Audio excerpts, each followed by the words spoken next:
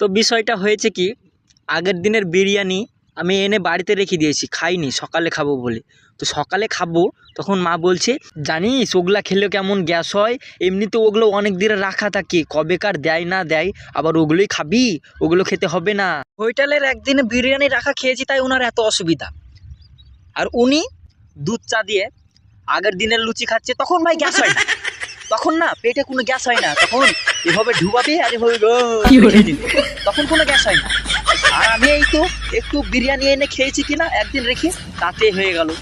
ওগুলো খেলে কি হয় জানিস, ওগুলা খেলে পেটের মধ্যে বিশাল গ্যাস হয়ে যায়।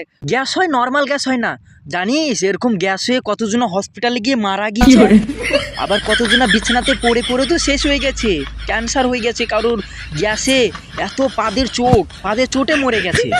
আর এগুলোই খাচ্ছিস তুই, খা খা, আমি কিছু বলবো না, খা, তো যা ভালো লাগে তাই কর, আমি কিছু বলবো না। মানে আমি একটু বিরিয়ানি খাচ্ছি বলে ওনার এত অসুবিধা। আর আগের দিনের লুচি চা দিয়ে ডুবিয়ে খাচ্ছে, তখন কোনো অসুবিধা নাই, তখন কোনো অসুবিধা নাই। আমি একটু বিরিয়ানি খেয়েছি কি আগের দিনে রেখে, ওনার অসুবিধা হয়ে গেছে। তাহলে খাবারও খেতে পাবো না ওনার জন্য আমি, নাকি কতজনা মরে যাচ্ছে বলে। আমি তোমাকে একটা কথা বলি, তুমি এত খবর পাও কোত্থেকে? হ্যাঁ, কোথা থেকে পাও? মা যদি একবার বলে দেয় যে ওটাতে তোর গ্যাস হবে না, তো হবে না।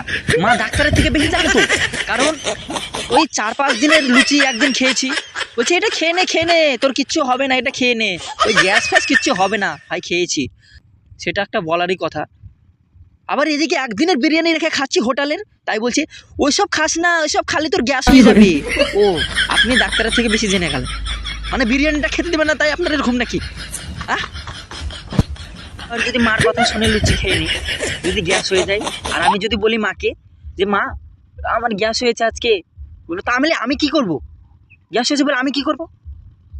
তখন আমাকে বলবে, ও আমি লুচি খেতে বলেছি বলে ওটা আমার দোষ হয়ে গেল, আর ওই 3-4 দিনের বিরিয়ানি এনে এনে খাবি, তখন তখন কি হয়, আমি লুচিটা খেতে বলেছি বলে 2 দিনের লুচি খেয়ে গ্যাস হয়ে গেছে বলে আমাকে শোনাচ্ছিস তো? তখন বলবে ওই গ্যাসটা তোর লুচির জন্য হয়নি, ওই গ্যাসটা বিরিয়ানির জন্য হয়েছে, মানে আমার মার কোনো দোষই নেই।